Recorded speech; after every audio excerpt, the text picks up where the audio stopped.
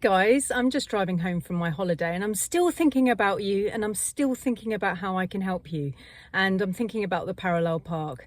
And even though this video isn't the actual way to do the parallel park, it's on my mind that I need to tell you about how to react about people waiting for you when you're doing the parallel park. As you know, I've been a driving instructor for 21 years, and the amount of people I have fail or rush through on their driving lessons, or get their mock test wrong because they're scared about the person who's now appeared in front of them or behind them whilst they're doing their parallel park. This is massive. People literally go to pieces when anybody shows up on the parallel park. Now, if you're going to take your driving test, or you're going to your driving test soon, the fear of having these people around you really needs to go, right? Because the parallel park is not going to be given to you on some really quiet road. If you get it, you're going to get it on a busy road.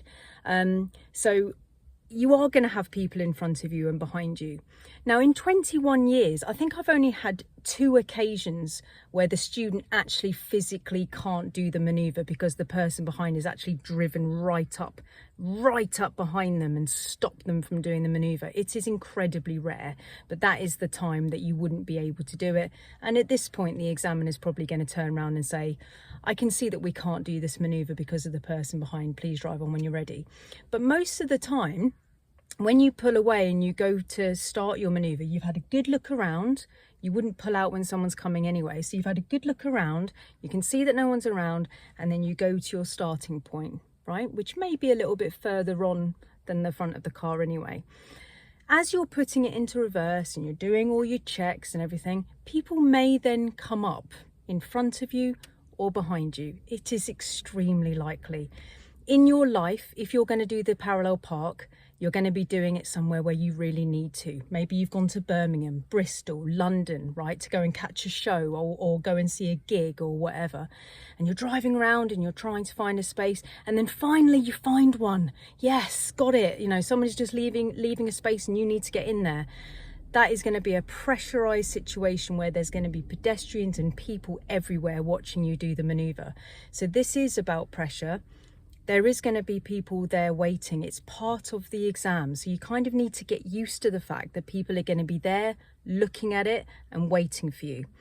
Now, if you're at the beginning and you're stopping and you've done all your checks and you've looked around and you see somebody in front of you and you see someone behind you, or one of those or both of those, whichever, if that situation has happened, you then need to put it into what I call waiters or creepers, right? This is what I say to my students all the time. So if somebody comes around the corner and stops like forward and back and they're just beautifully waiting there, no problems at all, I call them, you've got a waiter. And then at this point I say, make the waiters wait. Now what I mean by that is, if you're next to the parallel park, you're parked next to it, and next to you is the curb, right, or another parked car, and those people who are waiting for you physically can't get past, they're going to have to wait for you to do your manoeuvre. You will not drive away from this situation and go to another car. It is about pressure. You need to do it under those conditions. Don't drive away, especially on your driving test if you've been asked to do it. Like I said before, it's extremely rare, but the only time that you would drive away is if somebody behind you has come right up behind you and you physically can't do it, or for some emergency situation, which the examiner would help you with anyway, right? So if you've got the curb right there and you've got the car there and people come, you've got a waiter, right? Make the waiters wait. Take your time. This maneuver, to be completely honest with you, is probably going to cost you around about £400. Is it worth £400 for you to get this manoeuvre wrong and hit the curb, or use up all your 3 fixes, because you're allowed 3 fixes, and not get it right because you're speeding up for somebody who's waiting for you? Really? Who's important enough for you to lose the opportunity for you to have your license? Those people who are sitting in those cars may just be popping out to get some milk because they haven't got any for the cup of tea that they just made, right? You know, your manoeuvre is going to cost probably around about £400, because if you think about it logically, if you go to your driving test, you've spent money on a driving test, 68 quid, right? Or whatever it is, yeah. Then your driving instructor, if you're taking their car, is going to charge you an hourly rate, or sometimes more, depending on what your driving instructor does, right? I charge an hourly rate just as normal. But that accumulation, yeah, that £100 of your driving instructor or whatever they charge, and the £68 from the driving test, £150 at least, right? Straight away. So if you hit that curb because you're like, oh, there's a car waiting for me, I've got to speed up and I'm going to hit the curb and I'm not going to do any of my observations properly because somebody's waiting for me. That's just cost you 150 quid. You've hit the curb, it's all over. You've got to buy another test, right? It's another 150 quid. Now you need driving lessons because the waiting time, as you know, is ridiculously long, right? You're going to have a couple of top-up lessons, right? So we're looking at about £400. So I say to my students, if I had a fan, if I got £400 and fanned it out beautifully and made it look really nice and just held it in front of you and went, if you get this parallel park right, with these people waiting, I'm going to give you £400. You try a little harder. You would try a little bit harder, you know you would, right? Definitely, right? So it's a £400 manoeuvre. And you can place that bounty on all... I don't want to complain about the weather in England, but my phone just cut out because it just said, the sun going on the back of it just said, the temperature of your phone is too hot, and it just switched off. So I don't want to complain, but this is why we had a slight disturbance in recording. Where was I? Right, so you can put a bounty, right, on the manoeuvre or any of your manoeuvres. Yeah, is it worth £400? The people who are waiting for you, the waiters, right, don't look at them.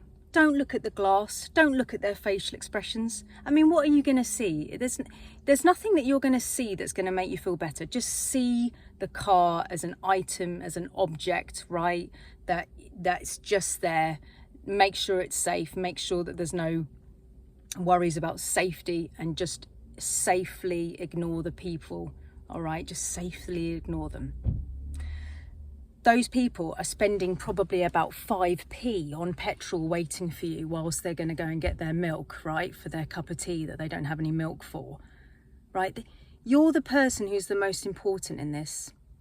You're sat there with a guy in a high-vis jacket, and he's got the power to be able to give you your licence, yes or no.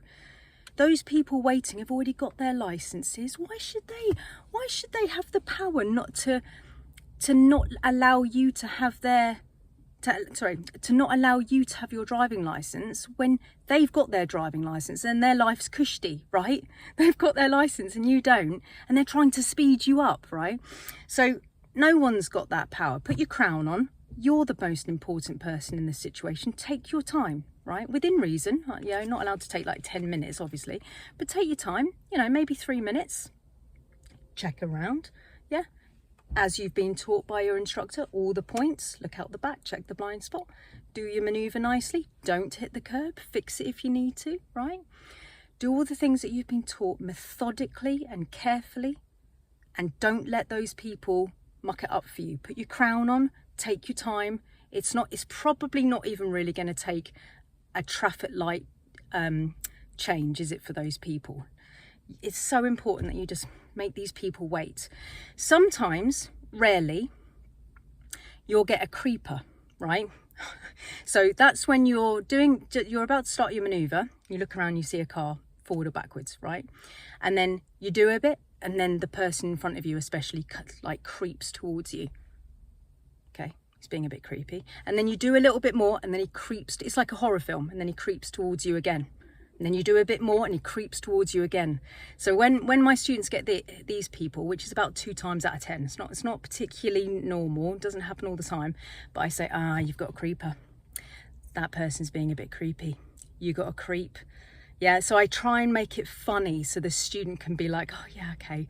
You know, because that person is about to make you potentially fail your driving test just because they need their milk for their tea so desperately, right? You're the most important person.